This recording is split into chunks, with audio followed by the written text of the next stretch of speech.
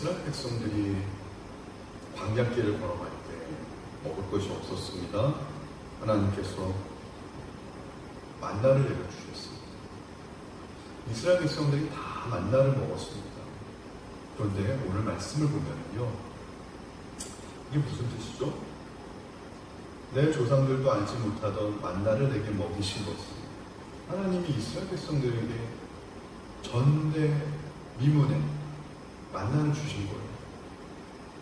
그러니까 그 조상들이라고 하면 아브라함, 이삭, 야곱, 요셉도 경험해보지 못했던 만나를 광야길 걸어가는 이스라엘 백성들 너희들에게 준 이유는 사람이 떡으로만 사는 것이 아니라는 것을 깨닫게 해주시기 하기 위함이다. 또 뭘 알게 하기 위함이에요? 여호와의 입에서 나오는 모든 말씀으로 사는 줄을 이스라엘 너희가 알게 하려 하십니다. 이게 해석이 되십니까? 똑같이 다 만나를 먹었어요. 만나를 먹으면 배가 부릅니다. 떡을 먹으면 배가 부르듯이. 쉽게 얘기하면 배부르게 하는 것을 깨닫게 하기 위함이 아니다. 하나님의 말씀으로 배부르다라는 사실을 알게 하기 위함이다. 좀 더 쉽게 해석해 드리면요, 만나로 배부른 게 아니라 만나를 주신 하나님 때문에 내 인생이 배부를 수 있구나 하는 것을 깨닫게 하기 위함이다 라는 것입니다. 이걸 좀 더 한번 구체적으로 나눠 정리해 보면요, 두 부류의 인생이 있는 거죠. 이스라엘 백성들 안에서도, 하나님의 백성이라고 하는 사람들 안에서도 떡으로 사는 인생이 있고 하나님 말씀으로 사는 인생이 있다는 거. 오늘 강단에서 하나님의 말씀이 선포되어지는데 먹는 거는 만나는 다 똑같이 먹었어요. 하나님 말씀을 듣기는 다 똑같이 들어요. 근데 어떤 성도님들은 강단에서 선포되는 하나님의 말씀을 떡 먹듯이 받아 먹는 분도 계시다는 거고, 어떤 분들은 하나님의 말씀을 먹듯이 이 강단에서 선포되는 말씀을 들을 수도 있다는 것입니다. 전자가 되어야 됩니까? 후자가 되어야 됩니까? 당연히 후자가 되어야 되죠. 성경에서 보면은 아브라함의 조카 롯도 그랬습니다. 조카 롯은 쉽게 이야기하면 떡으로 사는 인생이었어요. 아브라함은 말씀을 먹는 인생이었죠. 왜냐하면 창세기 13장 9절 11절에 보니까 아브라함이 조카 롯에게 이렇게 이야기합니다. 롯아, 내가 좌하면은 내가 우하고 내가 우하면은 내가 좌하겠다. 그러니까 이게 롯이 눈을 들어서 땅을 바라봤어요. 그 땅이 요단 지역의 땅이라고 나와요. 근데 그 땅이 소알까지 온 땅이 넉넉하다. 땅이 넉넉하다는 게 뭡니까? 마치 여호와의 동산 같았고 애굽 땅과 같았다. 오늘날 애굽 땅은 아마 미국 땅을 생각하면 됩니다. 미국 땅 얼마나 좋습니까? 부족함이 없는 땅이죠. 여호와의 동산, 에덴 동산 같고 풍요로운 땅입니다. 그래서 조카 롯은 자신의 장막을 소돔과 고모라 땅으로 옮겼습니다. 근데 그런 다음에 하나님이 아브라함에게 이렇게 성경을 기록합니다. 아브라함아, 롯이 아브라함을 떠난 후에 여호와께서 아브라함에게 이르시되 너는 눈을 들어 너 있는 곳에서 북쪽과 남쪽 그리고 동쪽과 서쪽을 바라보라. 보이는 땅을 내가 너와 내 자손에게 주리니 영원히 이르리라. 자, 롯은요, 하나님의 말씀 없이 장막을 옮겼습니다. 장막을 옮긴 거는 아브라함이나 롯이랑 똑같아요. 근데 아브라함은 조카 롯이 떠난 후에 하나님의 말씀을 듣고 장막을 옮겼습니다. 이게 다른 거예요.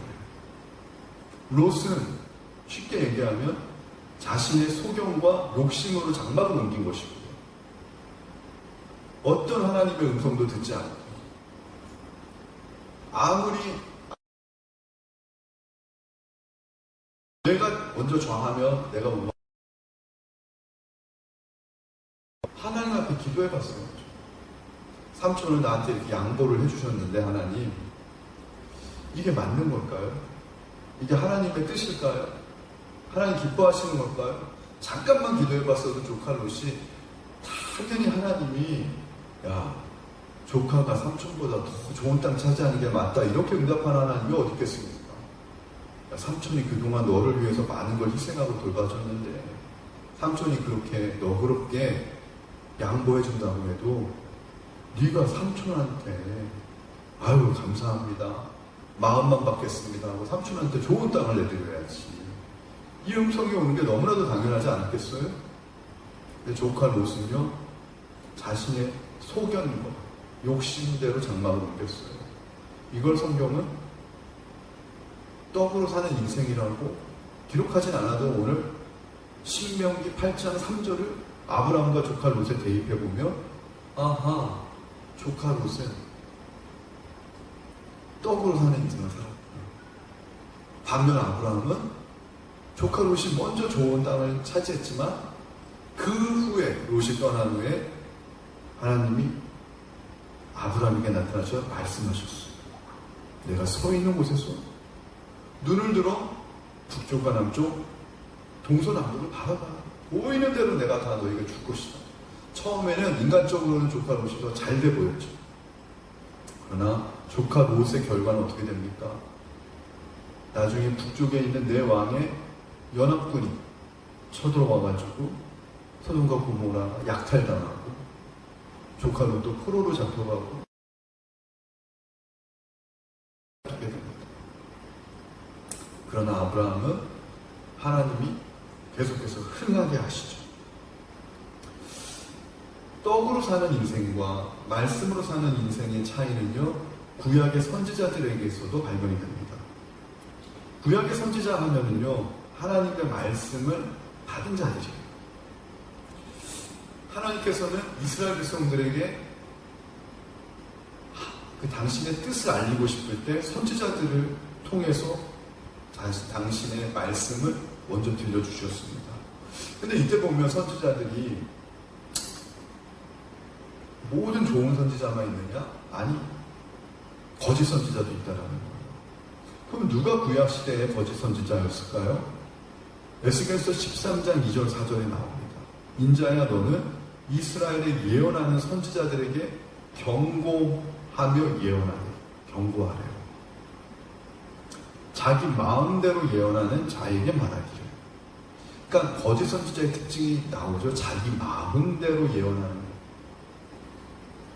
거예요. 하나님이 나한테 이런 말씀을 주셨어 라고 얘기를 하는데 실상은 하나님께 들은 게 아니라 자기 마음이에요.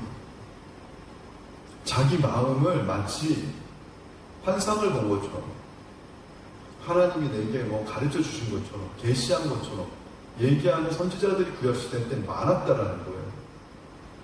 그들이 이렇게 말하네요. 너희는 여호와의 말씀을 들으라. 주 여호와의 말씀에 본 것이 없이 본 것도 없대요. 하나님을 보지도 못하고 자기 신명을 따라 예언하는 어리석은 선지자에게 화가 있을지 하나님의 말씀을 사칭하는 자에게 화가 있다는 거예요. 이스라엘아 너희 선지자들, 그때 거짓 선지자를 얘기하는 거죠. 황무지에 있는 여우 같으니라. 황무지에 있는 여우, 먹을 것이 없어서 꼭 굶어 죽게 되는 여우 같다는 게 된다는 거죠. 겉으로 보면 모두가 다 선지자예요. 참 선지자나 거짓 선지자나 똑같아요. 왜냐하면 모두 똑같이 이스라엘 백성들도 광야 시대 때 만나를 다 똑같이 먹었습니다. 그냥 떡으로 사는 이스라엘 백성들, 쭉정의 성도죠. 그들에게도 하나님이 만나를 주십니다. 똑같이. 그들도 똑같이 만나를 먹습니다. 그리고 거짓 선지자들도요, 자신의 지팡이를 던지면 뱀을 만들 수 있고요, 예언도 똑같이 합니다. 근데 이 거짓 선지자들에게 하나님 경고의 말씀을 주세요. 하나님이 보여주신 것도 없는데 네 마음대로 예언하느냐? 너가 바로 거짓 선지자다. 그러므로 참 선지자는 말씀을 먹는 선지자고, 거짓 선지자의 특징은 떡을 먹는 선지자. 그래서 예수님께서는요, 광야에서 돌을 던지고 떡을 만들어서 한번 먹어보라고 라고 마귀가 시험을 줄 때, 마태복음 4장 4절에 신명기 바로 8장 3절 말씀을 가지고 물리치는데, 사람이 떡으로만 사는 것이 아니라 여호와의 입에서 나오는 모든 말씀으로 산다, 이렇게 정리를 해주셨죠. 다시 한번 말씀드립니다. 떡으로 사는 성도나 말씀으로 사는 성도나 모두 똑같이 만나를 먹습니다. 그러나 결과는 판이하게 다릅니다. 예를 들어볼게요. 성도님이 사업을 해요. 근데 말씀으로 사는 성도님은, 그리고 또한 떡으로 사는 성도님이나 사업하는 건 똑같아요. 돈을 벌어들이는 것도 똑같아요. 근데 차이가 있죠. 사업을 해서 돈을 벌더라도 말씀이 우리 안에서 내 마음판에 정렬이 되고, 그 정렬된 그 말씀을 고백하며 사업을 하는 사람은 똑같이 사업을 하더라도 말씀으로 사업하는 성도예요. 예를 들면 고린도후서 8장 9절 말씀입니다. 부요하신 이로써, 누굽니까? 예수님이죠. 부요하신 분이에요. 너희를 위하여 가난하게 됐습니다. 예수님이 가난하게 됐다는 것이죠. 하나님 자녀를 위해서. 그 다음 말씀이 중요합니다.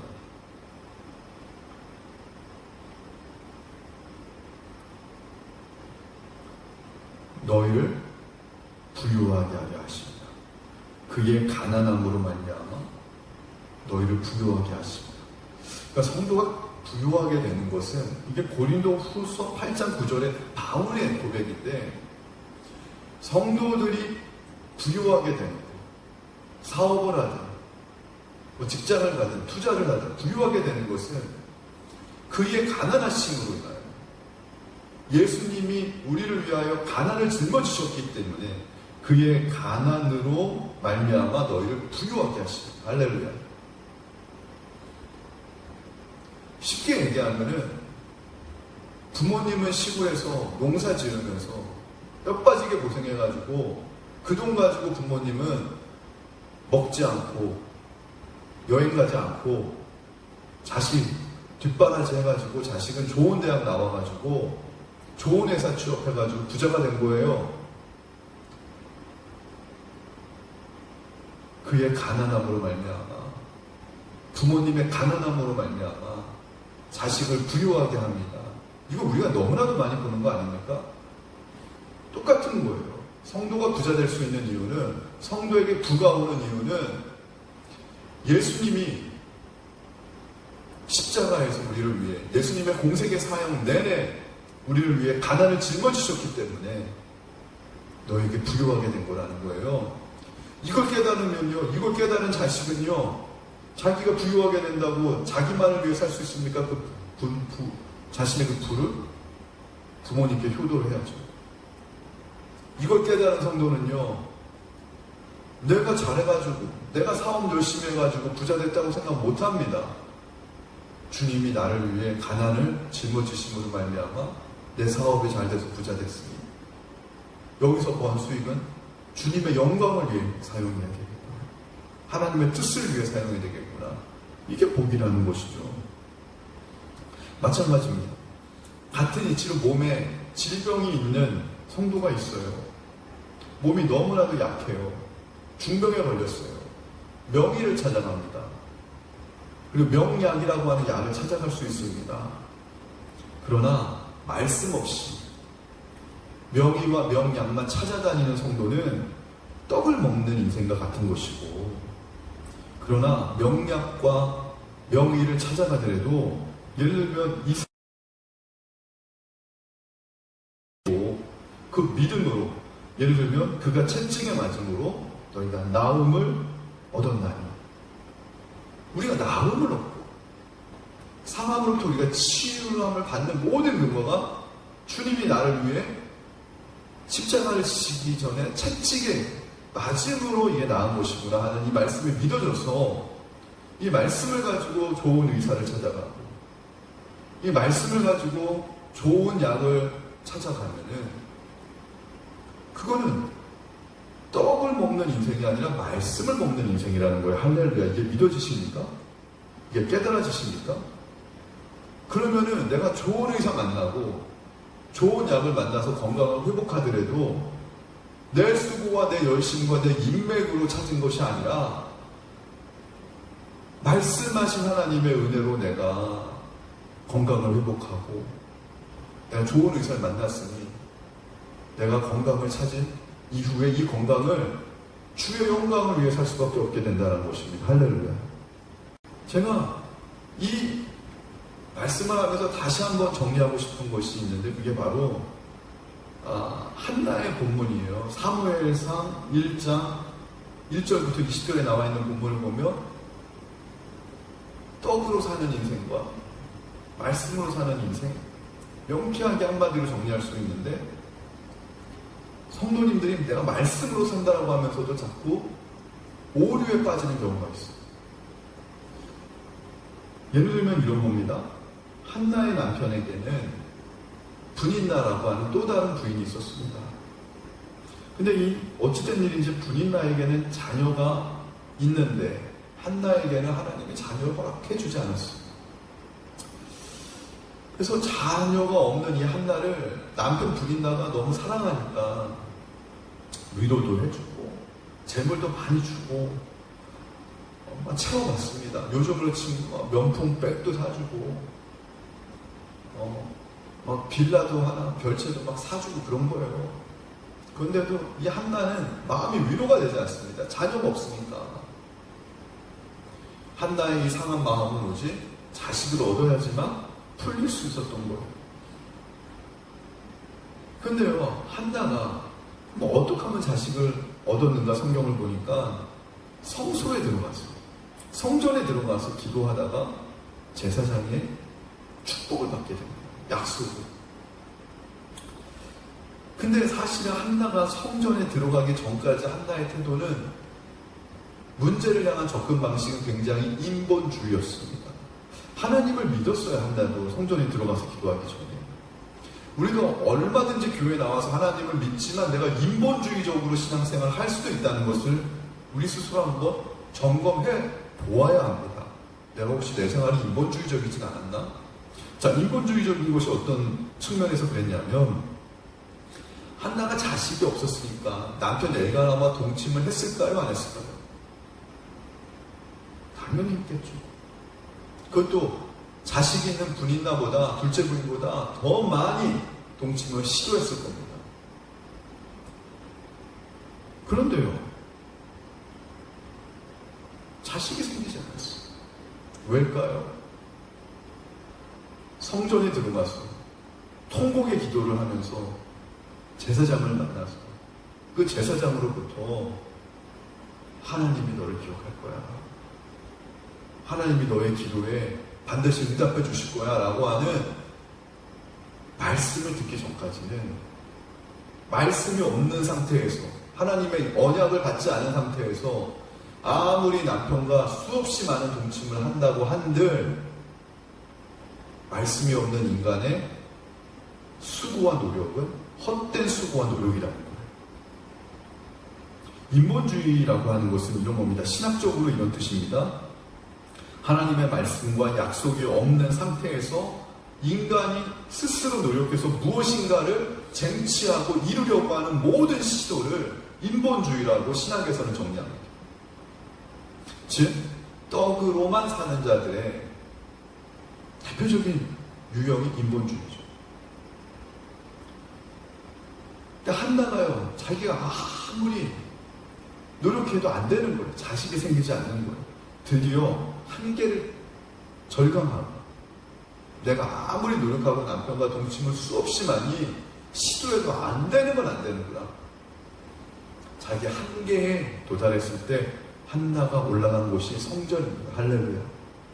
성전에 올라가 기도를 하는데 눈물밖에 나오지 않아요. 그 눈물도 막 통목의 눈물이 나와요. 그리고 이 성소에서 제사장에게 축복 기도를 받은 후에 성경은 한나의 얼굴에 근심의 빛이 사라졌다라고 기록을 합니다. 왜 근심의 빛이 한나의 얼굴에서 사라졌을까요? 한나의 마음속에 하나님의 언약이 새겨진 거예요. 할렐루야.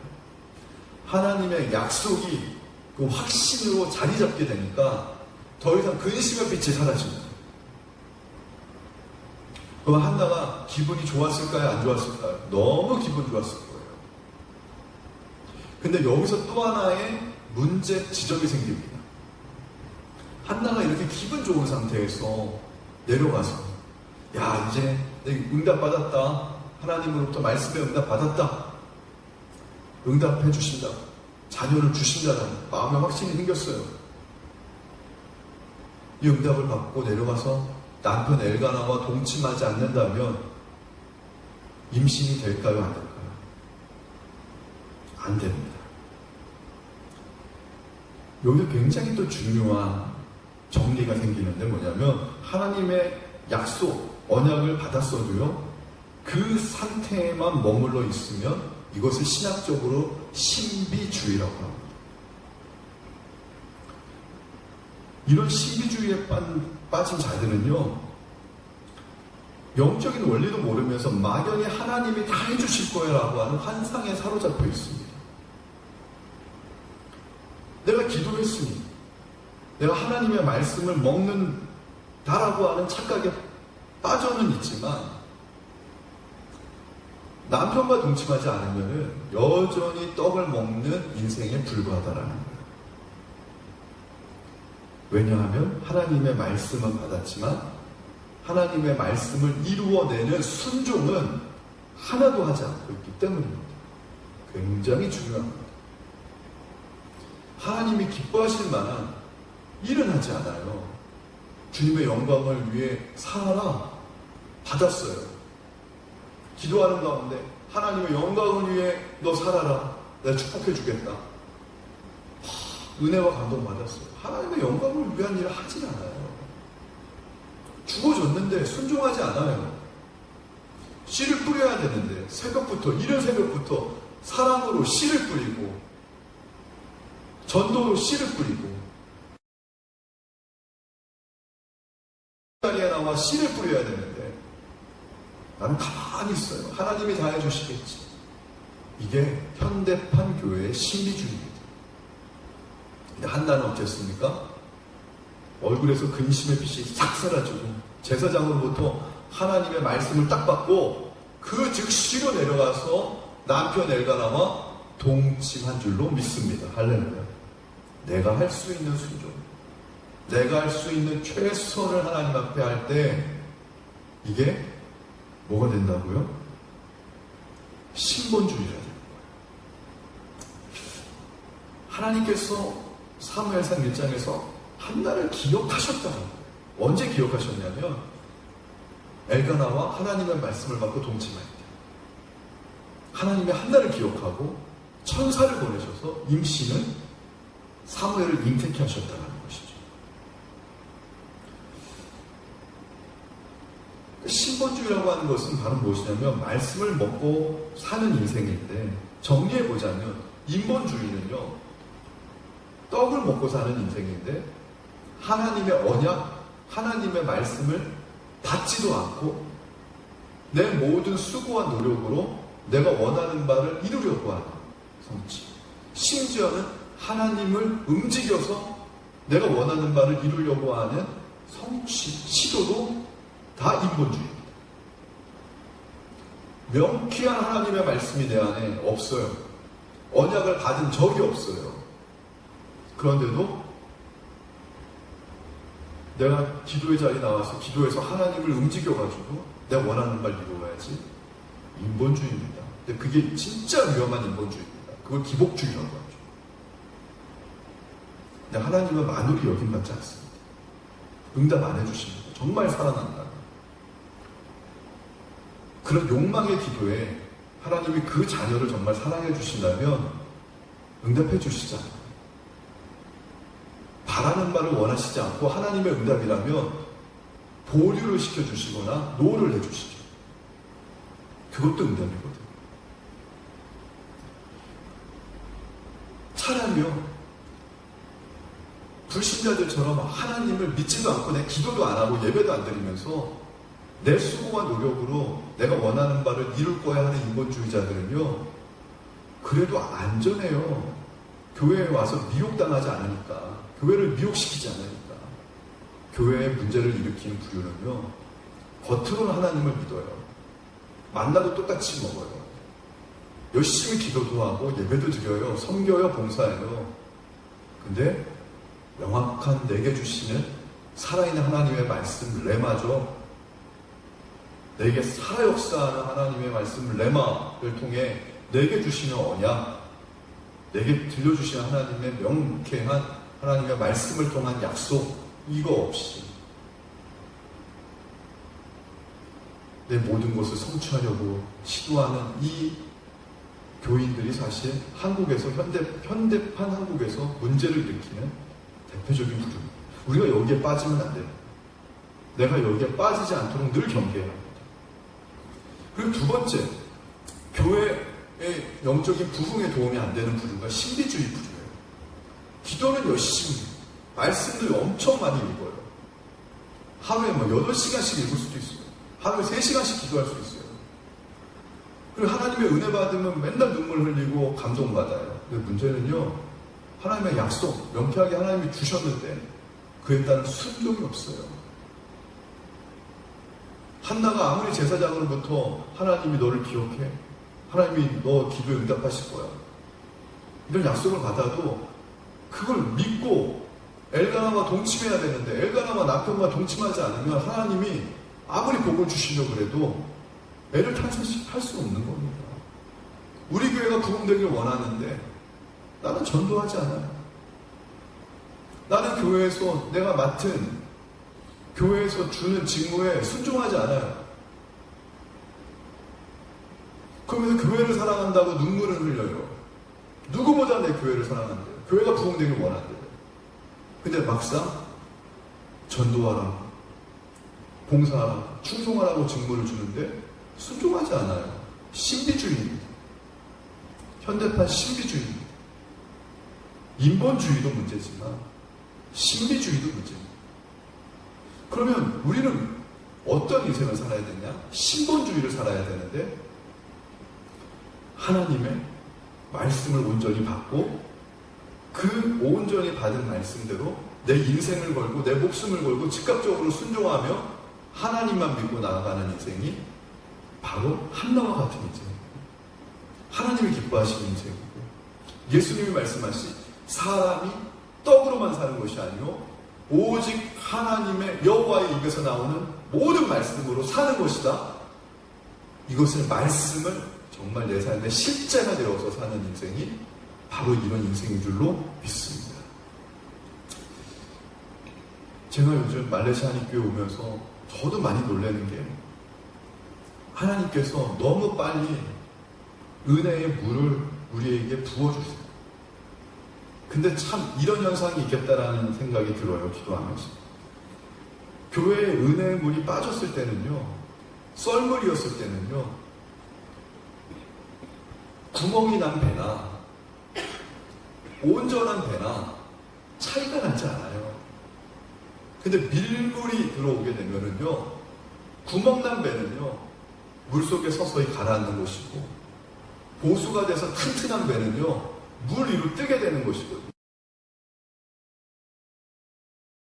말레이시아 한인교회에 은혜의 물을 막 부어주실 때 내 인생의 믿음의 배는 과연 물 위에 뜨는 배가 될 것인가, 아니면 구멍이 나가지고 서서히 가라앉는 배가 될 것인가, 이런 생각을 기도 가운데 하나님이 이렇게 영감을 주시는데, 가라앉는 배가 하나라도 나오면 안 되지 않겠나.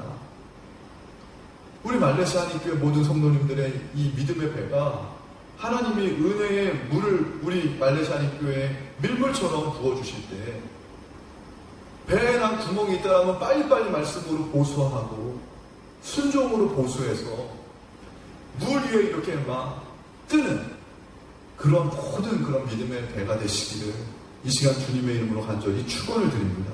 우리 말씀을 생각하면서 찬양합니다. 아까 우리 불렀던 찬송이죠. 496장.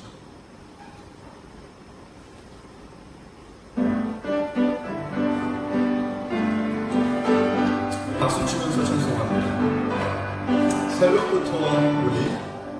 새벽부터 우리 사랑함으로써 저녁까지 씨를 뿌려봅시다.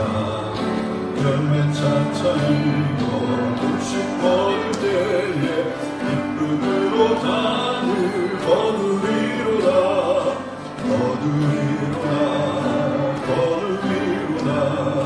기쁨으로 단을 거두리로다.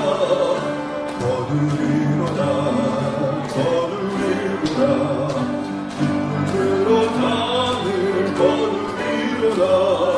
비가 오는 것과 바람 부는 것을 잊지 말고 부려봅시다.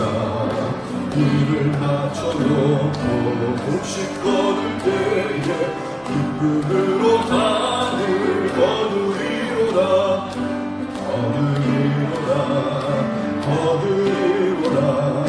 기쁨으로 단을 거두리로다.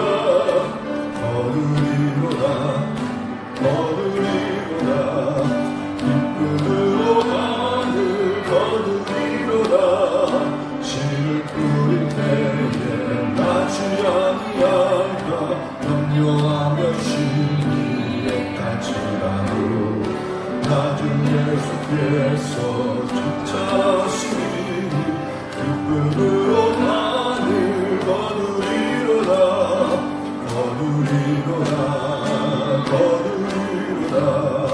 기쁨으로 단을 거두리로다.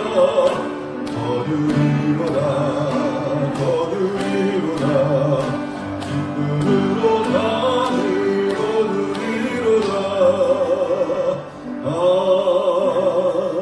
아멘. 여러분, 오늘 우리가 기도하실 때에 이렇게 기도하시길 바랍니다.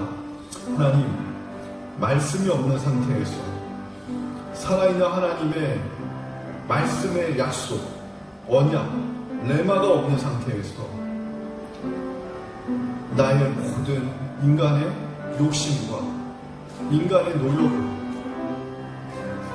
내가 원하는 바를 이루려고 하는 것이 마치 신앙인 줄 우리가 착각하지 않게 하시고 하나님의 먼저 말씀을 내 마음 안에 온전히 정결할 수 있도록 하나님의 말씀을 사모하게 하여 주옵소서. 하나님의 말씀을 늘 청종하게 하여 주옵소서. 하나님의 말씀을 듣는 귀가 열려지게 하여 주옵소서. 반드시 오늘 나에게 필요한 하나님의 말씀을 하나님 예비하시고 들려주실 텐데 특별히 강단에서 선포되어지는 강단에서 나를 향해 주시는 하나님의 말씀이 살아있는 하나님의 약속의 말씀이라고 내가 믿는 믿음이 먼저 있게 하시고 그 말씀을 받았으면 한나처럼 바로 즉시 순종할 수 있는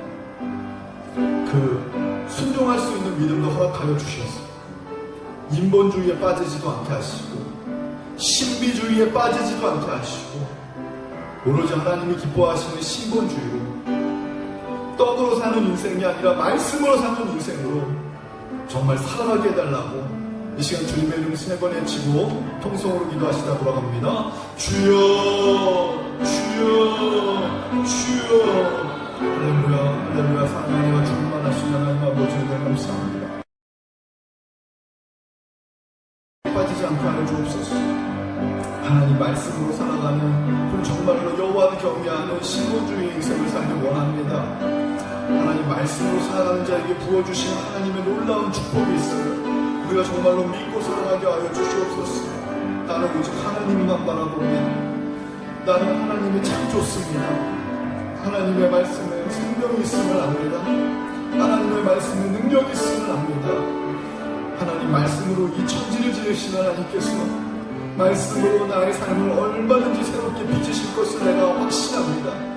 말씀으로 내 남편과 내 아내와 우리 자녀들이 하나님의 손에 의해서 새롭게 인생으로 지어질 수 있음을 내가 믿습니다. 하나님의 말씀으로 우리 교회가 얼마든지 새로워질 수 있음을 믿습니다. 하나님의 말씀으로 인하여서 하나님 우리 속회가 얼마든지 새롭게 지어질 수 있음을 믿습니다. 하나님 아버지, 하나님 그가 하나님 가난하게 되면 하나님 아버지 우리를 부유하게 하려 하심이라고 하는 고린도후서 8장 9절의 말씀을 하나님 아버지 우리가 마음만에 정렬하게 하여 주시옵소서. 하나님 그가 채찍에 맞음으로 우리가 나음을 얻었더라고 하는 하나님 아버지 그 말씀이 하나님 내 마음판에 하나님 정렬되게 하여 주시옵소서. 하나님 특별히 우리 사업을 하고 직장에 다니는 우리 모든 성도님들이 고린도후서 8장 9절의 말씀 부유하신 이로써 너희를 위하여 가난하게 하신 그의 가난함으로 말미암아 너희를 부유하게 하려 하심이라고 하는 하나님 아버지 이 말씀이 내게 하나님 아버지 깨달아지게 하시고 믿어지게 하여 주시옵소서. 이스라엘이 광야에서 모두가 만나를 먹었지만 어떤 이들은 떡으로 하나님 앞에 만나를 먹은 인생도 있고 어떤 이들은 이 만나를 하나님의 말씀으로 먹는 백성들도 있었는데 우리는 하나님의 말씀을 내 육신을 이롭게 하는 내 정욕을 하나님 이롭게 하는 내 자아를 이롭게 하는 떡으로만 생각하고 있습니까? 아니면 정말로 나를 하나님의 존귀한 자녀로 하나님의 형상으로 회복시키려고 하는 하나님의 준엄한 말씀으로 내가 받고 있습니까? 하나님의 말씀은 살았고 운동력이 있고 자아의 날쌘 것보다도 이야기하여서 내 심령과 골수를 찔러 쪼개기 하나님의 충분하다고 하였습니다. 우리의 심령을 변화시키고 충분한 하나님의 말씀으로 내가 이 말씀을 경외함으로 대하게 도와주시옵소서. 우리 인생의 모든 문제를 해결할 능력이 하나님의 말씀에 있음을 알게 하여 주옵소서. 내 심령의 고난함과 내 심령의 한 공허함과 외로움도 해결해 줄 수 있는 이 풍요로움도 말씀에 있음을 우리가 하나님 앞에 인정하게 하여 주옵소서. 하나님의 말씀을 인격적으로 체험하기 원합니다. 하나님의 말씀 앞에 순종하기 원합니다. 하나님의 말씀 앞에 우리가 항복하게 하여 주옵소서.